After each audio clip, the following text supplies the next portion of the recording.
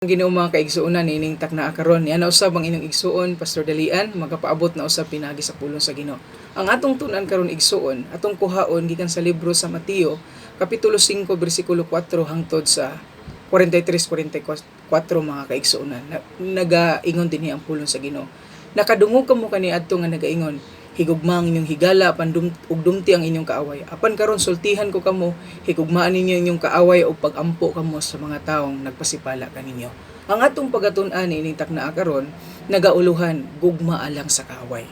Sa kaniadtong panahon mga igsuon ko, tuguti ko nga akong ipaabot sa matag usa, iisip pahinumdom.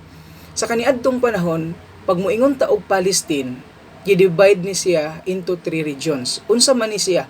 Naay gitawag nga north, naay gitawag nga center, ug naay gitawag nga south.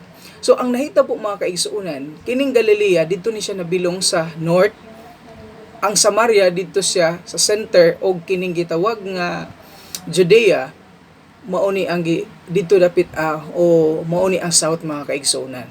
Sa atong padayonan sa pagtuon sa kaniadtong panahon, there were 2 types of people. Moning gitawag devout followers of the law, or descendants of Abraham, and outside of it is Gentile.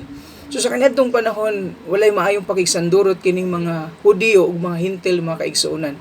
Apan si Ginoong Hesukristo, gusto niya nga dasigon ang iyang mga disipulo ug sa mga katawhan nagapatalingog niya nini mga chapter 5 to 7 mga kaigsuonan kung atong pagatun-an nga mahitungod sa gugma alang sa kaaway. So balik ko na to igsuon isa, nakadungog kamo kaniadto nga nagaingon, higugma ang inyong higala ug dumti ang inyong kaaway. Apan karon sultihan ko kamo, higugma ninyo inyong kaaway ug pagampo kamo sa mga taong nagpasipala kaninyo.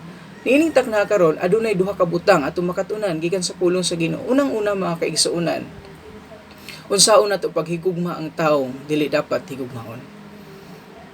Unsaon kan ato mga kaigsuonan paghigugma ang taong dili dapat natong higugmaon? Dili dapat natong higugmaon base sa ilahang nabuhat natong sala, pero dapat nato silang higugmaon kay mauni ang atong buhaton isip usa ka Kristohanon. Well nga sa padayon natong pagtuon ini igsuon, dinhi nato masabtan nga ang mga disipulo ni Ginoong Hesukristo giandam niya kaysa dili madugay sila ang mabilin sa misyon ug si Ginoong Hesukristo mga kaigsuonan o matapos ang iyang buluhaton dinhi sa yuta. Hinaot unta nga mag-remind sa atoa karon ining taknaa kung unsa kabahin kining mga pulong. Ang ikaduha mga kaigsuonan nga pangutana makuha natong pagtulan gikan niini. Unsay imong bation igsuon kung ikaw ang hintil sa kaniadtong panahon? So siguro makaingon ta sa tong kaugalingon nga hugaw ta sa panlantaw sa mga Hudiyo, apan kung buot nato pagatun-an mga kaigsuonan, walay pinili ang Ginoo.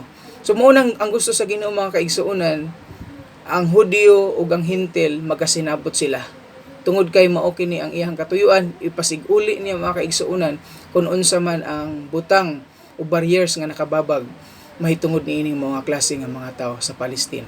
So mao lang kana mga igsuon ang ato ang pagatun-an nining mubong higayon. Hinaot nag-remind nato ang pulong sa Ginoo. Dalaygon siya sa walay katapusan.